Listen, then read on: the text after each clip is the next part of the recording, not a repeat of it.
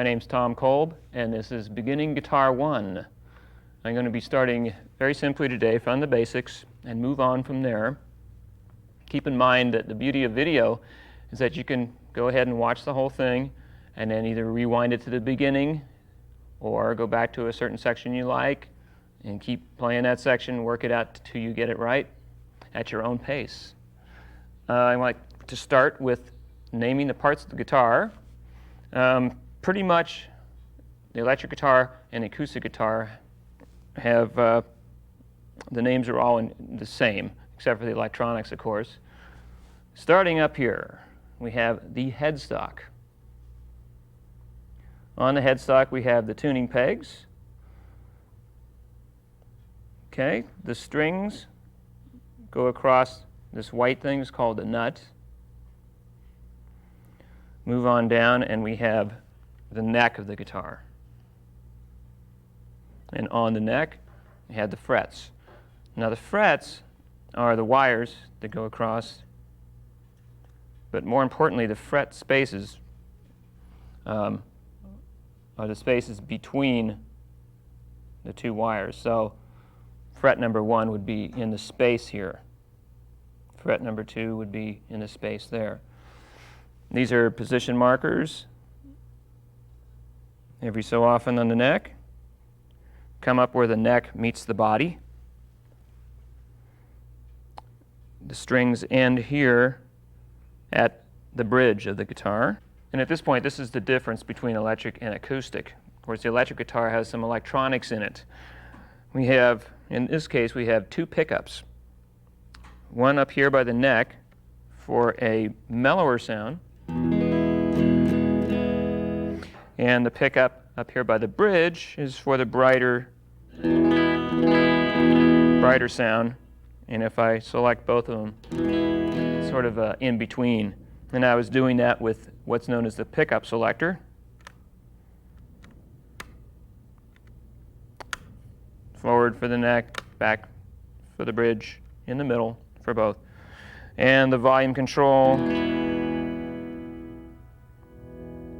and the tone control. All the way up is full-on tone. Roll it down for a mellower sound or in between. And then down here is the output. The output of the output jack is called. Plug your cord into there, and you're ready to go. I'm sitting over here by my amplifier because I want to talk briefly about getting a tone with your amplifier. Mine has a lot of bells and whistles that you really don't need at a beginner level, but all amplifiers have something in common. They have volume controls and tone controls. So with your volume off on your guitar, you plug in to the amplifier. You set your tone controls, bass, mids, and treble, at either 5 or straight up, and that's getting a flat tone. Set your gain way down for clean or way up for distortion. And then lastly, your master volume is set to wherever you want your overall volume. Turn up your guitar, and then you can make changes like with the tone, more treble or less.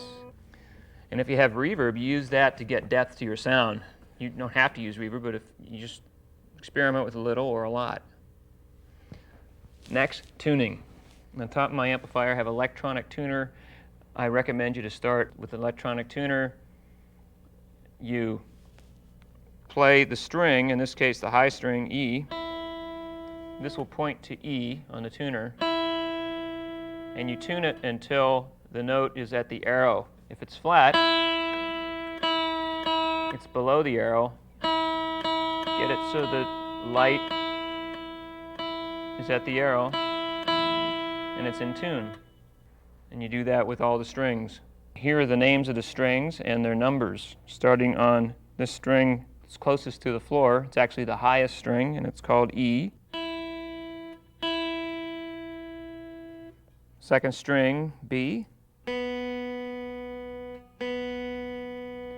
Third string, G.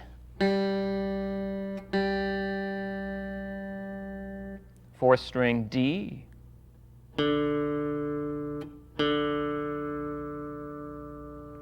fifth string A, and the sixth string low E.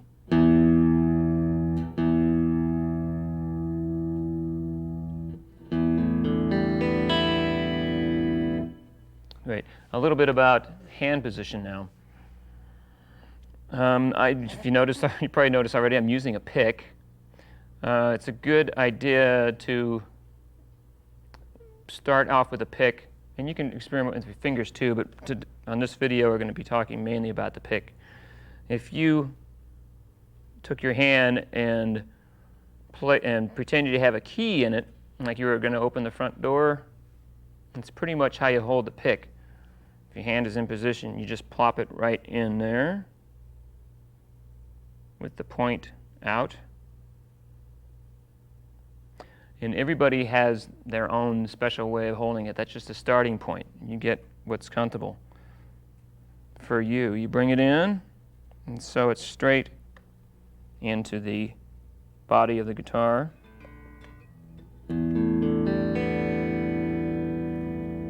That's right hand. Left hand, it's good to have the thumb straight up for the most part, right behind the neck.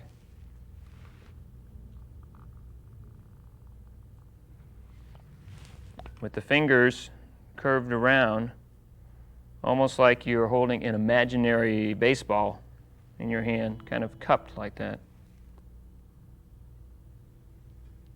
At this point, I'd like to start with the first chord. We'll talk about what's known as an E chord.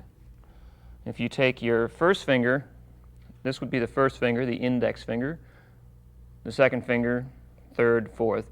You take your first finger and place it on the third string in the first fret area, closer to the fret than the middle of that space. And your ring finger on the fourth string, second fret, and the second finger at the fifth string, second fret, squeezed in there, and all the other strings are open.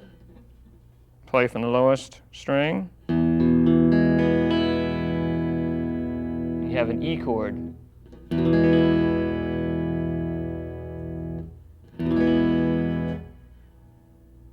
Next chord, I'd like to show A. There are several ways of playing an A. Start with this one, the first string, or first finger, I'm sorry. On the fourth string, second fret. Second finger, third string, second fret. Ring finger, second string, second fret, all on the second fret. And start from the fifth string, and play that open, and the top string open. Let's take those two chords and put them together with a simple strumming pattern. Let's just strum down 4 times on each chord, down towards the floor, starting with E. And then you switch to the A chord, and back to the E. So it would sound like this.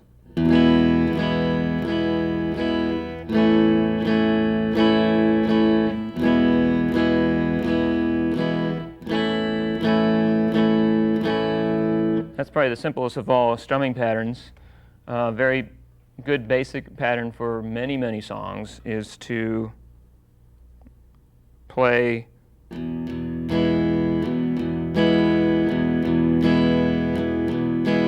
basically 2 downstrokes together and then another one following.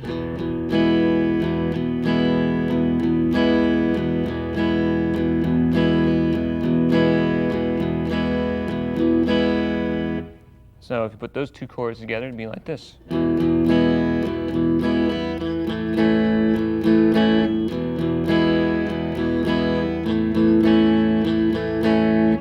Okay, I'd like to add one more chord to the mix at this point called a D chord. That's played with the first finger on the third string, second fret, third finger, second string, third fret, second finger, first string, second fret. And 4th string open. You can even put the fifth string in there open too. This might be going fast for you, but remember there's a booklet that comes with the tape, and you can look up these chords in the booklet. They're clearly notated in little diagrams that are explained in the booklet, and you can go at your own pace. With just those three chords, E, A, and D, you have many, many songs that have been written. Here's a few. 3, 4.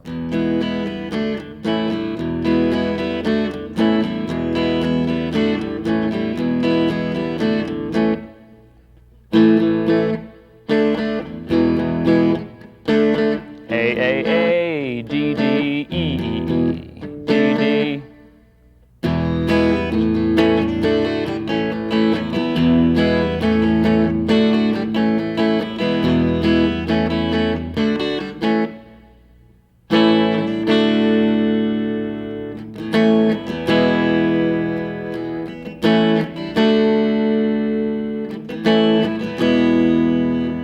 Many, many songs with just those three chords. Throughout the video, you'll see me playing an A chord in various ways. Right now, I've explained it like that. I use these fingers sometimes. Sometimes use it this way. It's really whatever's comfortable for you at whatever time.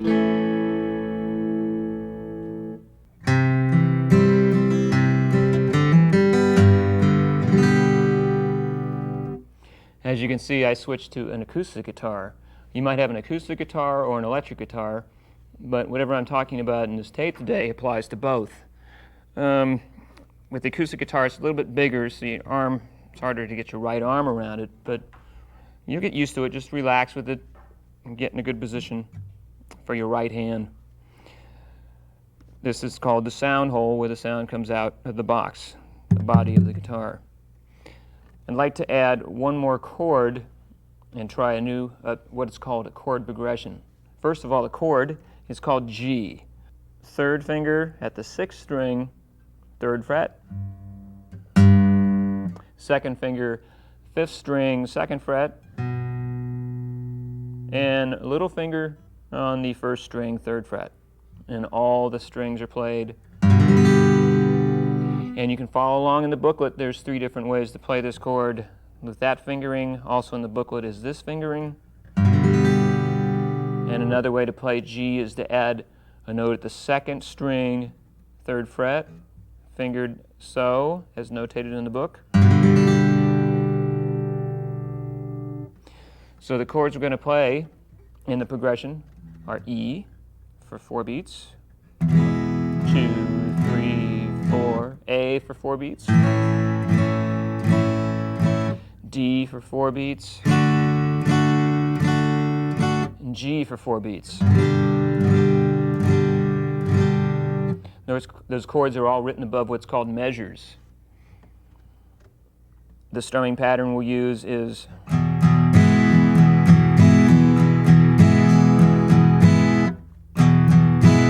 down, down, down, up. I have several strumming patterns notated in the book, so you can experiment with them and learn them at your own pace. Let's try this progression now. I'll count you in with 1, 2, 1, 2, 3, 4.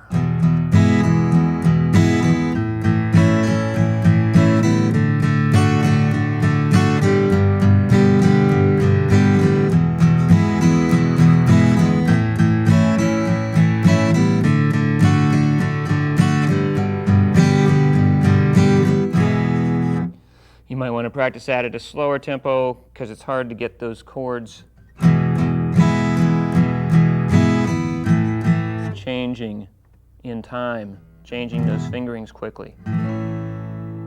One little secret I'll let you in on is you can sneak just a little strum of open strings while you're changing hand positions to the next chord, like so, slow motion.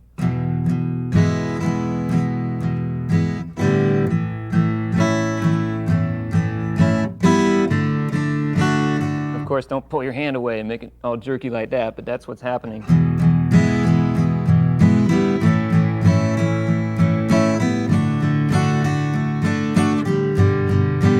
don't spend a lot of time changing chords like that. That's cheating too much. Now here it is, that same progression with the band.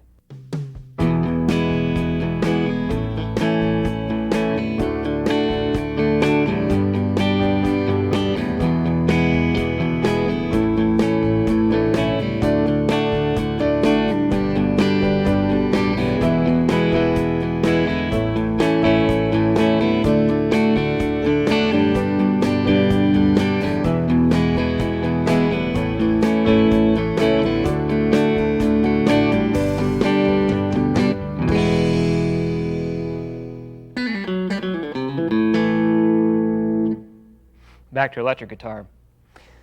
What I've been playing are what's called open chords. They're in open position and with open strings. Let's play some more. We have C is next.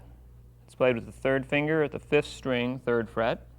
I'm going to go through these pretty quickly, but you can again follow along in the booklet. Second finger, fourth string, second fret. And first finger, second string, first fret. You play from the fifth string up. So that's C. Next would be kind of a, well, more difficult chord called B. And if you take A, the chord A, fingered like that, if you move it up the whole hand 2 frets on the same strings, place your first finger at the second fret, first string, you have a B chord just with those 4 strings. You could play A, B. And then lastly, F. F is difficult in a way because you have to do what's called a partial bar. You do that with your first finger on the first 2 strings at the first fret. So you fret down on the first string and also on the second string. And that'll take a while to get used to. You got to get strength in that muscle. Complete that chord on the third string, second fret, the second finger. Fourth string, third fret, with the third finger. F. Another way to play F is adding a fifth string, third fret. Okay, so we just went up what's called the musical alphabet, the letters or the notes A, B, C, D, E, F, G. Chord-wise, A, B, C, D, E, F, G. And those are all major chords. They have a root, a third, and a fifth taken from the major scale with some of the notes doubled. In this case, E, we have E played on the 6th string, also on the 4th string, and also on the 1st string. B is played on the 5th string, and 2nd string, and a third of the chord is G sharp, and that's on the 3rd string.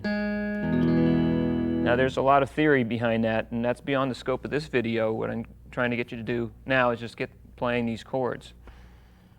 Again, we have E, and A, and D, and G, F, and B. I'm going to take 3 of those chords and make them minor chords. You have an E major chord, E chord, and if you just take your first finger off the neck, you're actually leaving that 3rd string to be played open. So that's called E minor. E, with the first finger down there, and E minor. If you play A, with the first fingering we had, you would take your little finger off and put your first finger down on the 2nd string, 1st fret. And you have A minor. A minor. All you're doing is flatting the third of the chord, 1 fret down. going 1 fret down. And the last minor chord here, we'll take a D, which I've already shown you. And the first string at the 2nd fret, that's the 3rd of the chord. That has to be dropped down 1 fret. You have to change your fingering around, as shown in the booklet.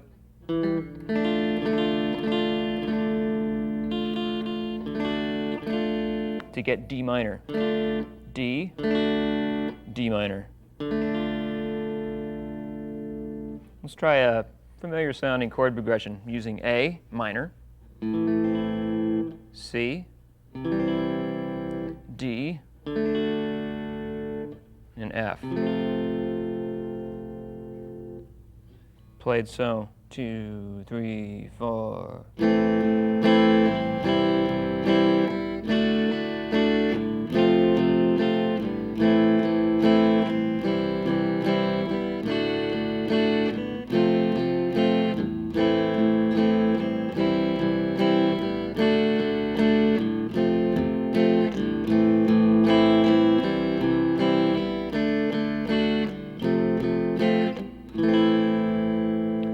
With just these 9 chords we've gone over so far, you wouldn't believe how many songs. Thousands of songs have been written with just those chords. Thousands of songs have been written with just 3 chords.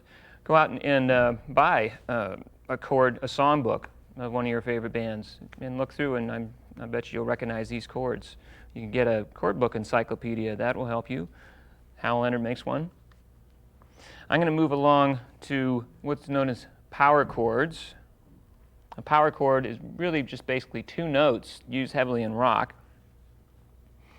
If you had an open A chord, sometimes that chord is suggested by just playing the open A and the next note, which is E. That's root 5th. Played together, it's known as a power chord also. You can finger it like so. And bar down to the 3rd string, 2nd fret, to what's known as the octave. A, octave A, full power chord. And you want to shift your attention to your right hand and do what's called muting. Lightly put the heel of your right hand rested against the bridge, or very close to the bridge, so it muffles out the strings a little bit.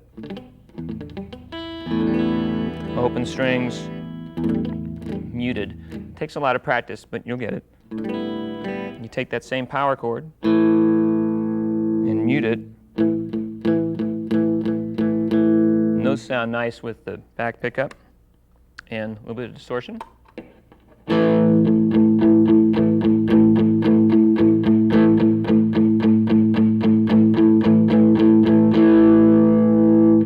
So if you keep that shape in mind, change your fingering, move everything up 1 fret, another fret, anywhere up the neck, you're playing the same shape, a power chord, but in different keys. A, B flat, B. Incidentally, all the notes on the neck are named in the diagram in the booklet, so that'll help you too. C. Any place you want, it's just the same shape. So I'm muting with my right hand, have distortion on, back pickup, and I'm striking down with a lot of power to get a meaty sound. You can shift that same shape to the 6th, 5th, and 4th strings.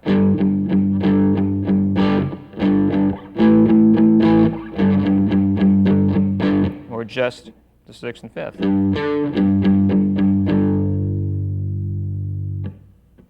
Let's take an A power chord, open, off the 5th string root, move it up to the 3rd fret, it makes a C power chord, move it down to the 6th string root, makes a G power chord, and up to the 5th fret the sixth string root, that's A again. So A could be played there, or at the fifth string root open, there. So you have A, C, G, and A.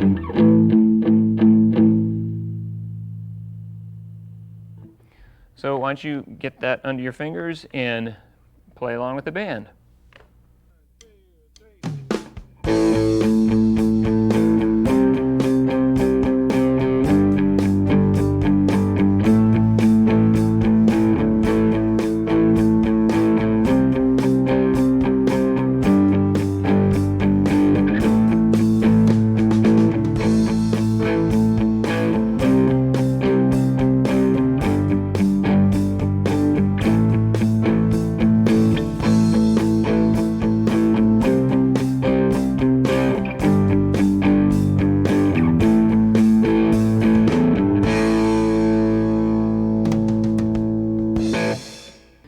Many rock songs were written just using power chords.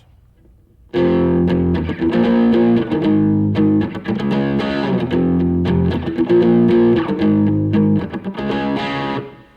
recommend you get your speed up.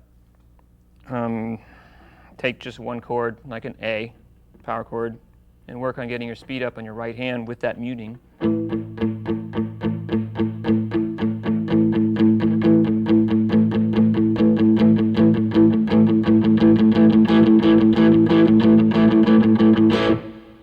Very useful for your vocabulary. I'd like to go over a picking exercise, something known as alternate picking. This gets you ready for soloing. Alternate picking is where, well, let's just take an open E and strike down and then up. Coming up, picking up is trickier than striking down.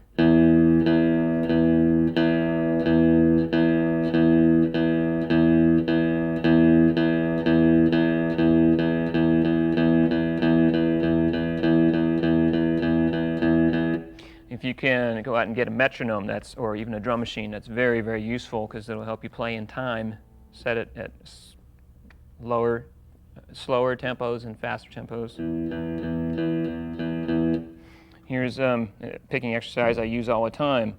Start on the 6th string, 1st fret, strike down, 2nd fret, strike up, 3rd fret, strike down, 4th fret, up, like so.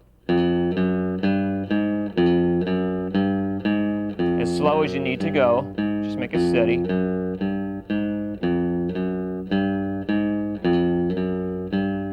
Once you have that down, so it doesn't sound like,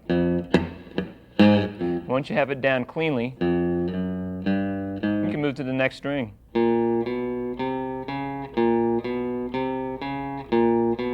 Always down, down, up, move to the next string. And I warm up using that exercise like so.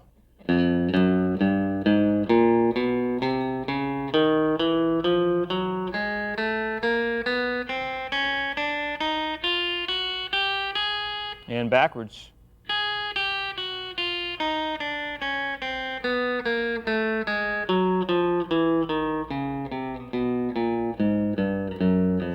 I know it's very frustrating and just a little bit tedious and boring at first, but it can get fun when you get your tempo up. It can be fun. That gets you ready for the next step. I'm going to show you what's called the pentatonic scale. It's properly called the minor pentatonic scale, and we're going to play that at the 5th fret in the key of A. And if you follow along in your booklet, you'll see there's 2 notes for each string. On the 6th string, it's at the 5th fret and at the 8th. The 5th string, it's at the 5th and the 7th. 4th string at the 5th and 7th. 3rd string at the 5th and 7th. 2nd string at the 5th and 8th. 1st string at the 5th and 8th. And you try and ingrain that in your mind and also in your hands muscle memory. You just play it. Try to do the alternate picking thing. Down, up, down, up, down, up, down, up, down, up, down, up, down, up, down, up. You can come backwards. Down, up, down, up, down, up, down, up, down, up, down, up. So work that out at your own pace until you can play it steadily.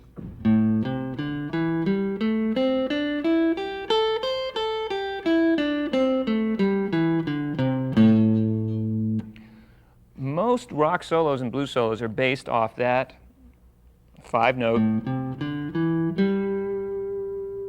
scale.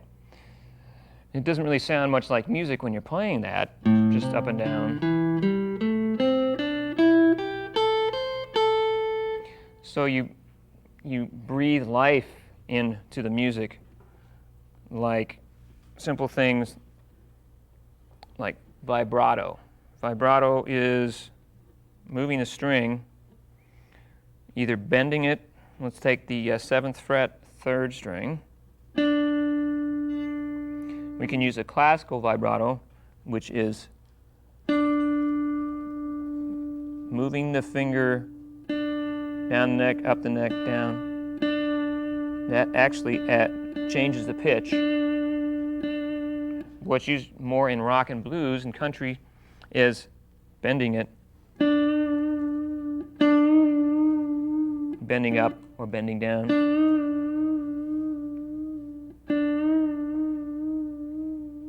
That takes a long time to get really under your fingers, but very necessary. You take any of those notes and work on vibrato.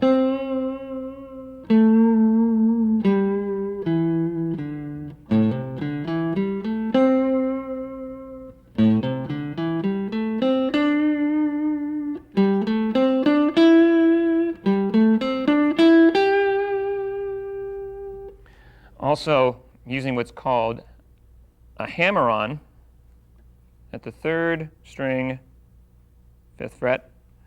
You could strike that. And then hammer on with your 3rd finger to the 7th fret, like so. Picking it, hammering on.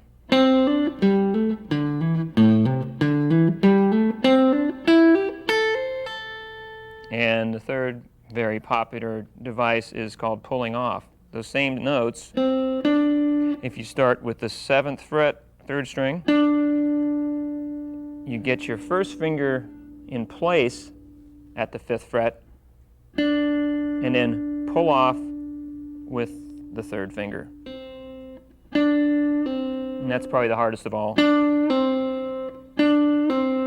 You have to get a lot of strength in that finger to pull off. You're actually striking it again. So I'll play the scale using hammer-ons, pull-offs, and bends.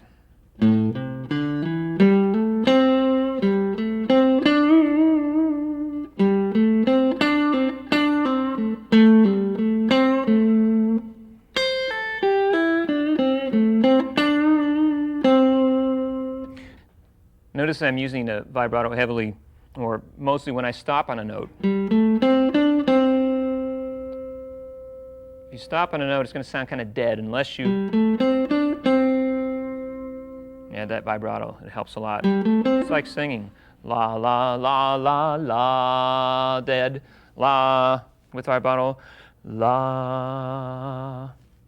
Not very good singing, but you get the idea.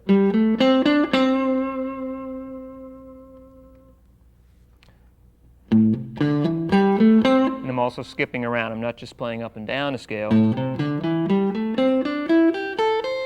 I stop at notes.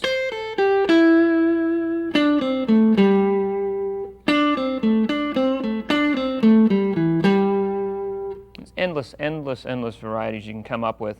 Practice that.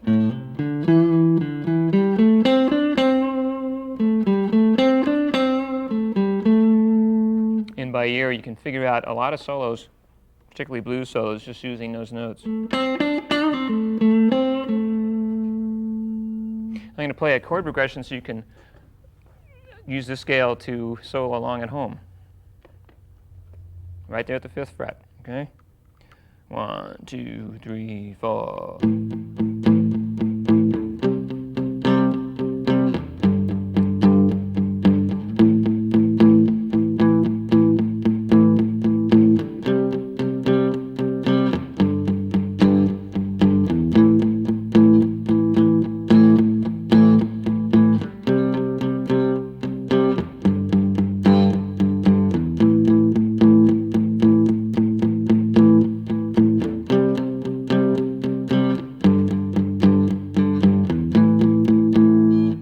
So hopefully that'll help you get started soloing. Here's an example of me soloing with the band.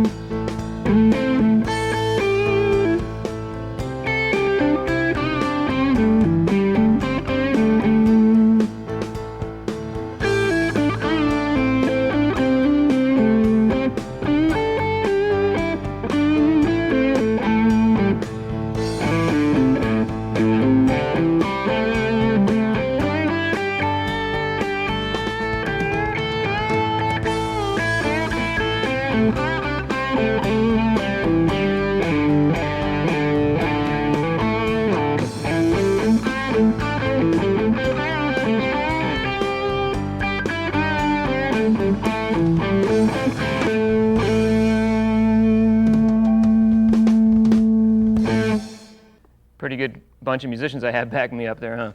Tim Pedersen on drums, Larry Antonino on bass, and Sandy Stein on keyboards. I'd like to close with what's called a 12-bar blues progression. 12 bars because there's 12 measures that keep getting repeated. This one we'll do in the key of A. There's 3 chords that are involved: A, D, and E. And if you follow along in the book, you'll see where they're placed in that 12 bars. You can just play the chords. In this case, it's a shuffle feel. That comes from triplets. Triplet, triplet, triplet, triplet, dun, da, dun, da, dun, dun, dun, da, dun, da, dun. Also notated in the book. So the feel is. And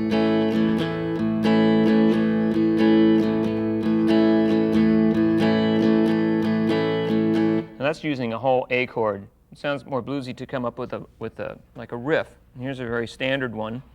Take the powered chord approach. A power chord, open. I'm muting.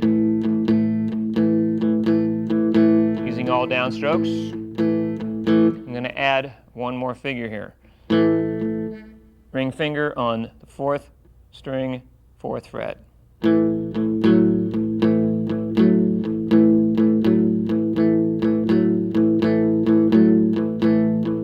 That's sometimes called the Chuck Berry rhythm, coming from like Johnny B. Good and those type of songs, but in this case in a shuffle figure. You can move up to D power chord, D string open, 2nd fret at the 3rd string. The same thing applies. That figure's on the 3rd string. And then E would be played as a power chord, 6th string open, 5th string, 2nd fret, the same figure. And in 12-bar blues, like so. 1, 2, 3, 4.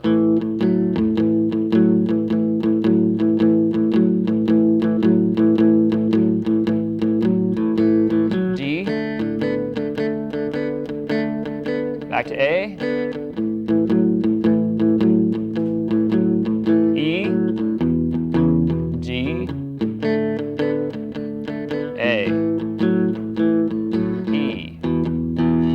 Take you probably a while to work that up, but that, as a guitar player, I almost guarantee you'll be playing a lot of blues, and that's a very good figure to know. And that's in the key of A, so the A minor pentatonic works great for soloing over.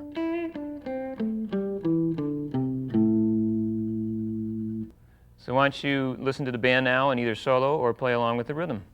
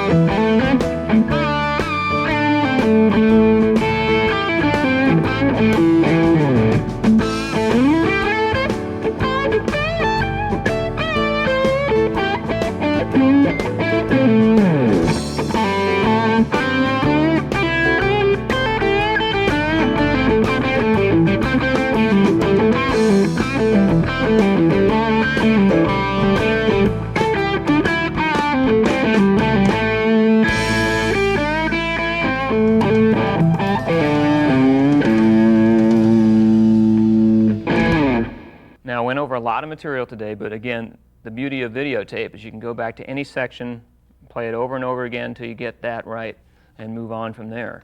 So have fun with this, and go out there and meet a drummer, play with another guitar player, play with a bass player. It's important to get out and play with other people. I'm going to see you on tape 2.